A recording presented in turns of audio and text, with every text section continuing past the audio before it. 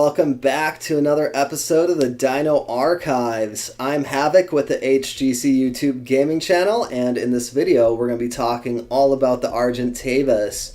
We're going to go over its spawn maps, we're going to talk about all of its utilities, and there's a lot of them. We're going to be talking about taming it, we're going to be talking about breeding it, and then at the end I'm going to judge it on its overall usefulness compared to all the other dinos in Ark. And that will be on a scale of 10, 1 being not very useful to 10 being extremely useful. So if you have any comments, questions, concerns, let me know in the comments section. I'll be putting timestamps down there so you can skip to whatever section you want. And let me know how you would rate it. I'd like to know. So I hope you enjoyed the video and thank you for watching. The Argentavis can be found on every map except for Aberration. So if you're playing the Island, the Center, Ragnarok, or Scorched Earth, you should be able to find one no problem. They can usually be found flying at low altitudes, stalking land creatures. Argents are well known for 3 different benefits, the first being that they can carry a lot of weight. This is useful for simply transporting goods from one location to another, and if you have multiple Argents, you can actually have a pretty awesome air cargo convoy to transport a lot of items. I have personally used this strategy a lot on the island map.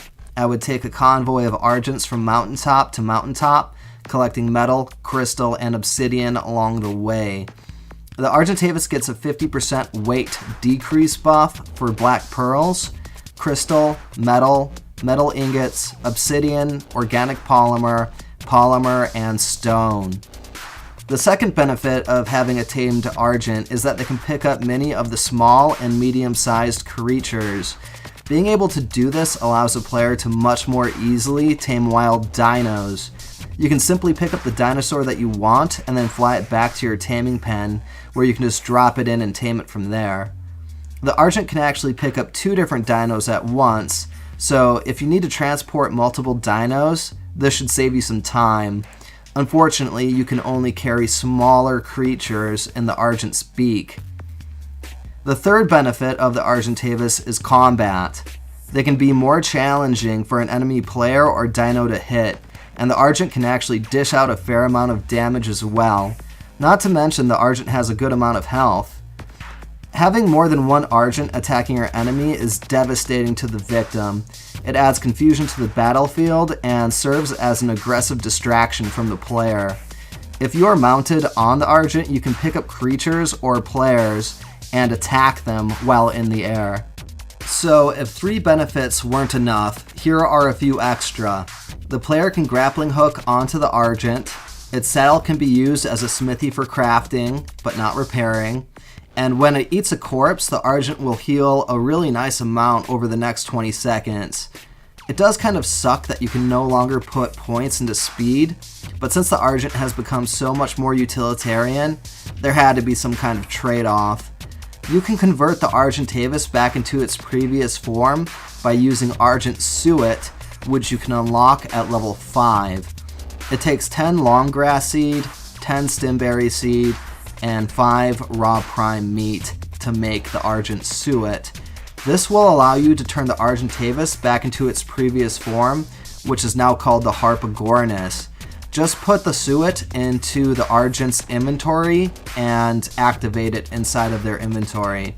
Switching back and forth won't have any negative effects as far as stat points or leveling. The easiest way to tame an Argent is by creating a taming pen to lure it into. If you have a taming raft, that would work perfectly so that you can just bring the taming pen to the Argent. If not, it may be easiest for you to just build one near the location of the Argent you want to tame. I would recommend a 2x3 taming pen with walls at least 3 high and ceilings. Once you get the Argent into the taming pen, things become very easy. If you're going to be using a crossbow to knock it out, aim for the head and space out your shots every 5 to 10 seconds, otherwise you may risk killing it. The Argent won't wake up very fast once it's unconscious, but you will probably still need to use a few narcotics on it by the time the taming is complete.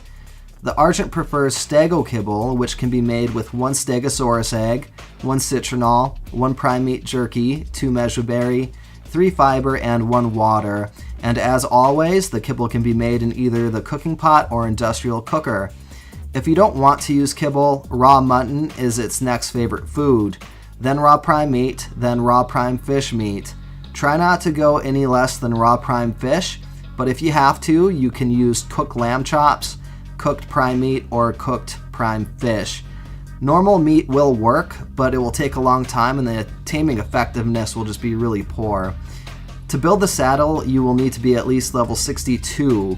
You can craft it right in your inventory, and it takes 350 hide, 185 fiber, and 150 chitin or keratin.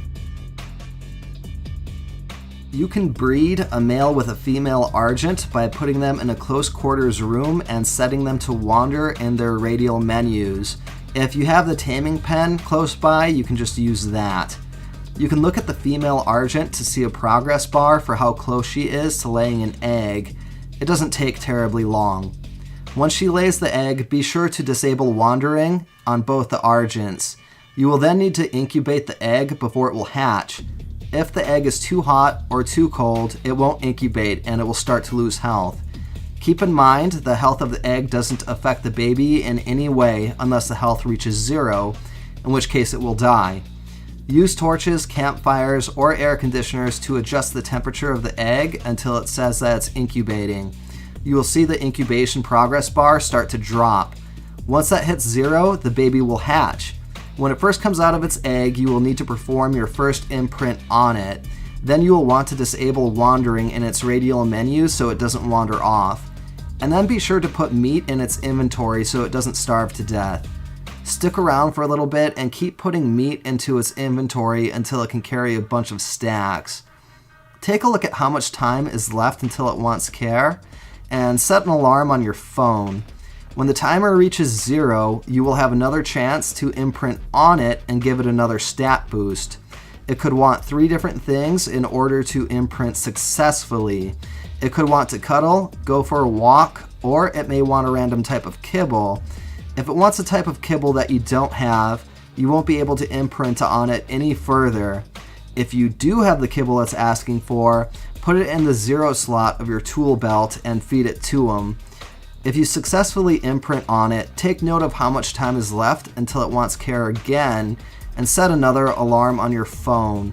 Repeat until the Argent is fully mature or imprinting hits 100%.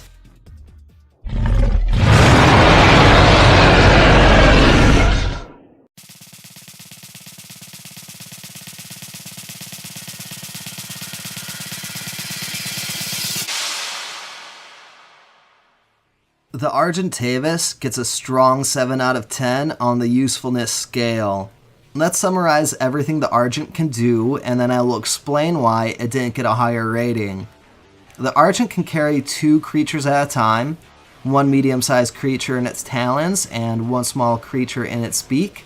It can carry a lot of weight, it's pretty good at combat, its saddle can be used as a smithy, it heals quickly after eating a corpse, and you can use the Argent as a grappling point. Since the Argent is so versatile in its utility, it does come at a cost, which is speed. It's just really slow. Also, since it is so utilitarian, it's good at a lot of things, but not necessarily awesome at any one specific task. Again, you can use Argent Suet to convert your Argent into the Harpagornis, allowing you to boost its speed again, but taking away some of its utility functions. Switching between the Argent and Harpagornis does not negatively affect it in any way. So, what do you think? Is 7 out of 10 a fair rating? Please let me know in the comments section, and I hope you'll check out the next episode of the Dino Arkives, where we'll be talking about the Arthropleura.